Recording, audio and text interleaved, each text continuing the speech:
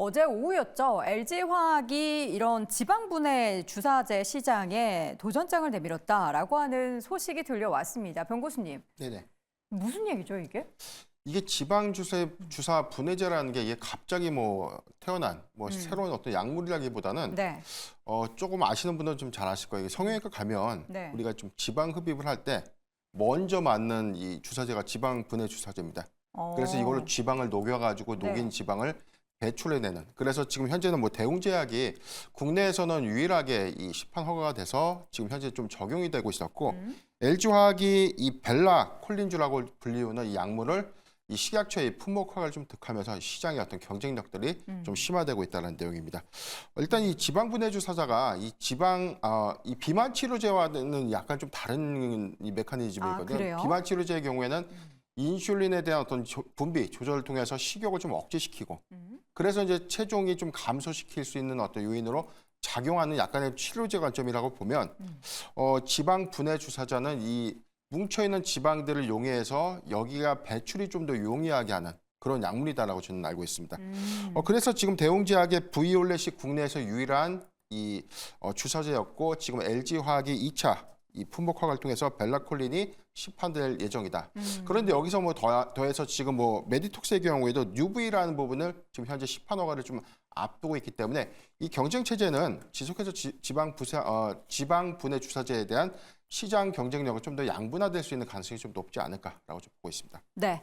자, 지방 분해 주사제. 그러니까 이게 화학적인 성분이기는 하지만 기존에 썼던 사업과는 굉장히 결이 다른데 태보고서 이거 어떻게 봐야 돼요? 일단은 지방분해 주사제 같은 경우에는 그냥 우리가 미용에 관심이 많은 민족이기 때문에 네. 우리나라뿐만 아니라 지금 전 세계적으로 또 비만이 문제기도 하고요. 네, 그래서 그런 부분에 있어서 일단은 이제 대상이 다르다라고 보시는 게 맞을 것 같아요. 배에 네. 찌르느냐 아니면 턱에 찌르느냐인데 지금 얘기 나오는 지방분해 주사제는 턱에 찌르는 어찌 보면 광대에 찌르는 이런 얼굴 중심의 이런 미용이라고 좀 보시면 될 것 같고 아마 이 부분은 피부과를 중심으로 유통을 한다라고 보셔야 될 것 같습니다. 이미 지금도 LG화학이 LG화학 맞죠? LG화학이 네. 원래도 이제 바이오 관련된 이런 사업을 좀 하고요. 아. 그리고는 태극제약일 겁니다. 제가 아마 기억하기로는 태극머식인데 그 약품회사, 그러니까 우리가 제약회사도 들고 있습니다.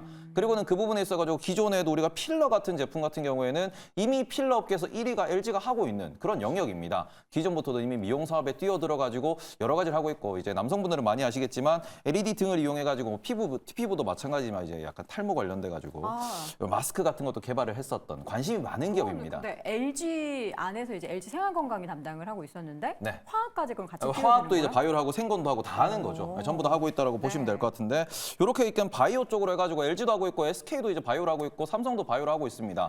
대기업들이 다 바이오를 하는 과정에서 LG는 좀 더 뷰티 쪽에 신경을 쓰고 있다라고 보시면 될 것 같은데 이런 부분에서 한 가지 이제 걱정스러운 부분은 뭐냐 그러면 LG화학이 그래서 본업을 또 말씀을 이제 드려야 될 것 같은데 그렇죠. 본업 케미칼은 안 좋아요. 그래서 본업 케미칼이 안 좋다라는 점 때문에 하락을 했기 때문에 이게 신성장 동력이 되려 그러면은 매우 큰 숫자를 찍어줘야 될 것이다. 근데 네. 아직까지는 그런 숫자에 대한 기대감까지는 좀 어려울 것 같아서 오늘 주가가 오르니까 이런 이슈가 좀 더 좋게 긍정적으로 해석이 된다라고 보실 수 있겠으나 그 부분에서는 오히려 이제 전문 기업인 메디톡스라든지 아니면 휴젤이라든지 이런 기업들이 좀 더 주가에는 도움이 되지 않을까. 그리고는 이런 부분은 결국에는 우리나라에서 수출을 많이 하게 될 겁니다.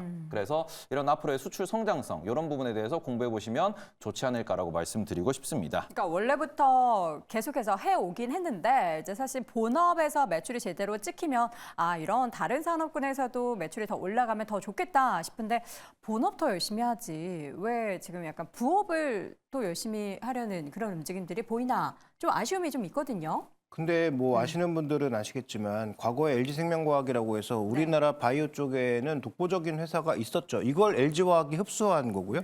그러니까 그 안에서의 연구 정도라면 앞으로도 이런 부분들은 계속 나올 수 있다라고 봐야 될 것 같고 그래서 좀 더 이제 혼자 설 수 있을 정도의 판매가 된다면은 저는 다시 독립시킬 가능성도 없지는 않다라는 판단도 합니다. 그래서 지금 과거에 LG도 바이오에 정말 진심이었고 많이 키우려고 노력을 했다가 인성장 호르몬이 크게 클 수 있는 기회를 놓치면서 다시 이제 LG화학으로 들어간 그런 역사적인 부분이 있기 때문에 그래서 만약에 이게 정말로 성공하고 매출도 크게 올라가고 특히 메이저 시장으로 진출할 수 있는 뭐 중국이나 미국 같은 메이저 시장으로 진출할 수 있는 기회를 찾는다면 저는 뭐 이것은 본업에 어쨌든 플러스 알파가 된다라는 측면에서 크게 나쁘진 않을 것 같다라는 판단이고요.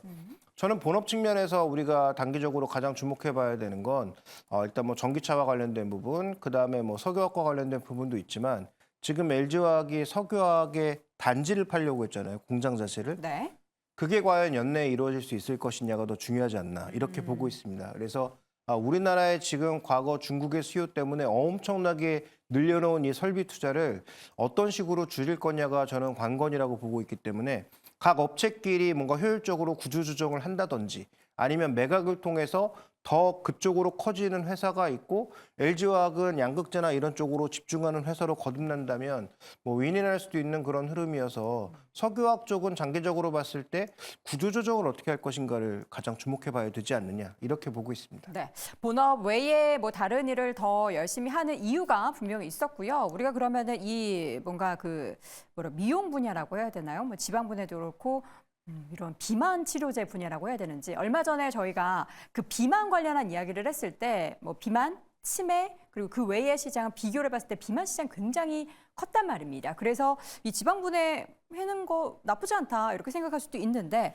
과연 다른 기업 대비해서 얼마나 경쟁력이 있는가를 좀 비교를 해볼 필요가 있을 것 같아요. LG화학이요? 네.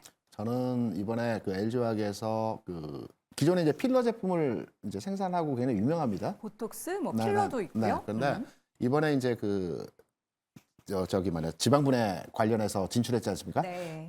굉장히 큰 의미를 두고 판단을 하고 있습니다. 어떤 의미가? 왜냐하면 LG화학의 그 사업부 구성 비중을 보게 되면 LG에는 솔루션이 한 60% 차지합니다. 여기서 나오는 매출이. 그리고 30%가 석유화학 부분의 매출이고요. 그리고 5%가 양극재 부분이고요. 2%가 생명과학 부분에서의 매출입니다. 그런데 지난해 LG화학에서 미래 비전 선포식을 하면서 생명과학 분야에 있어서 2030년도까지 지금의 10배 수준까지 키워나가겠다라는 얘기를 했거든요. 그런데 저는 LG그룹을 굉장히 좋아합니다. 그런데 LG그룹의 특성을 보게 되면 어떤 미래에 대한 그 사업부 확장을 하는 단계가 있어요.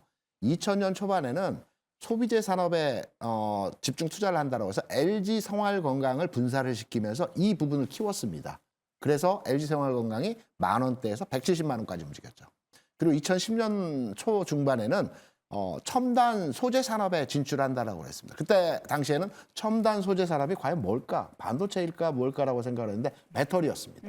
그래서 배터리 산업이 지금까지 성장을 했죠. 그리고 지난해 LG화학이 추구하고 있는 것이 그 바이오, 헬스케어 이쪽 부분에 대해서 집중 투자를 하고 성장 육성시키겠다라는 전략 발표를 했거든요. 네. 그렇기 때문에 지금 지금 나온 이 그 체내 지방 분해 관련한 이슈는 네. 작은 부분의 이슈고요.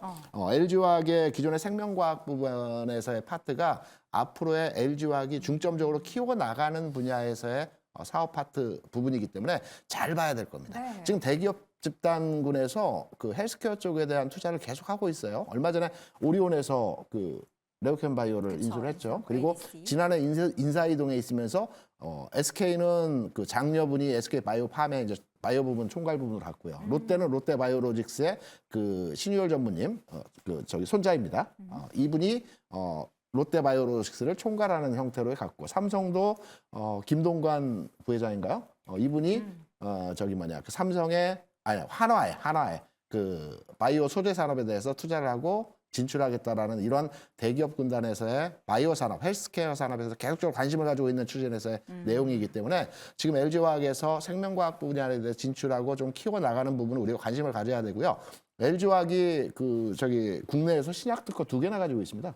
오. 네. 우리나라 신약 특허가 지금 30개 이쪽 저쪽 하거든요. 근데 거기서 2개나 두 가지고 개나 있다고요? 가지고 와. 우리나라 이게 신약 제가 특 지식이 짧았네요. LG화학 그냥 단순하게만 왜 이런 걸 하지 했는데 굉장히 또 그동안 많은 그런 역사들이 있었군요. 네, 당뇨하고 몇 가지 부분에서 2개를 가지고 있고요. 우리나라 신약 특허 1호는 SK 케미칼입니다. 98년도. 어. 그렇습니다. 알겠습니다.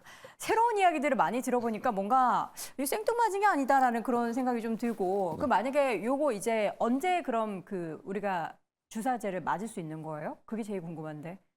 시판이니까 올해 1분기 출시다라고 좀 아 나오기 그래요? 때문에 그럼 만약에 나오면은 어떻게 조금씩들 예. 아 여기 여기 없는데 저는. 이중턱 분해하는 겁니다.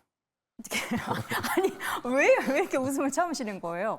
아 생각이 있으세요? 김대중 아니, 교수님이나 김종윤. 저는 없습니다. 턱이 너무 커가지고 살이 없어가지고 전 좀 아쉽네요. 어쨌든 지방 분해, 그러니까 미용 관련해서의 관심이 뜨거운 우리나라에서 LG화학이 여기에 또 출사표를 던졌다라는 것을 우리가 간단하게만 볼 문제가 아니고 앞으로 관련한 행보에 대해서도 기대가 될 수 있다라는 부분도 함께 확인해봤습니다. 다시 한번 네 분의 의견 체크해볼게요. 김대중 교수입니다. 사랑해요 LG. 자, 김종윤 고수. LG화학 본질에 신경 써야 한다. 변효인 고수. 비만 치료제 개발 경쟁 가속화에 주목해보자. 테이보 고수. LG화학에 붙어있는 지방을 먼저라고 의견을 남겼습니다. 네, 다양한 의견을 들을 수 있는 오늘장 탑5 함께하고 있습니다. 마지막 1위 주제 확인해 보시죠.